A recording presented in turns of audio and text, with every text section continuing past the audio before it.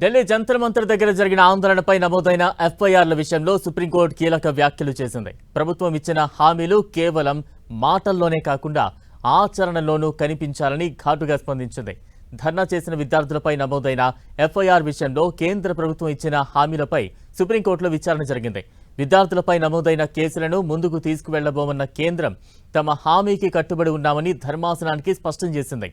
విచారణ సందర్భంగా సుప్రీంకోర్టు ప్రధాన న్యాయమూర్తి సూర్యకాంత్ నేతృత్వంలోని ధర్మాసనం ఈ హామీని అత్యంత బాధ్యతగా అమలు చేయాలని కేంద్రాన్ని సుప్రీంకోర్టు ఆదేశించింది.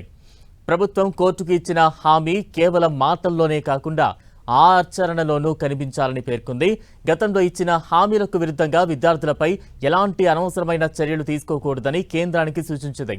విద్యార్థులపై బలవంతపు చర్యలు తీసుకోవద్దని ఇప్పటికే సుప్రీంకోర్టు మధ్యంతర ఉత్తర్వులు జారీ చేసింది. ఇప్పటికే నమోదైన ఎఫ్ఐఆర్ల దర్యాప్తు అంశంపై వివాదం కొనసాగుతుండటంతో ప్రభుత్వం తన హామీని ఎలా అమలు చేస్తుందనే దానిపై సుప్రీంకోర్టు దృష్టి సారించింది. ఇక విద్యార్థుల ఆందోళనలకు నాయకత్వం వహిస్తున్న సీజేపీ మాత్రం ప్రభుత్వం ఇచ్చిన హామీ ప్రకారం అన్ని ఎఫ్ఐఆర్లను పూర్తిగా ఉపసంహరించుకోవాలని డిమాండ్ చేస్తోంది.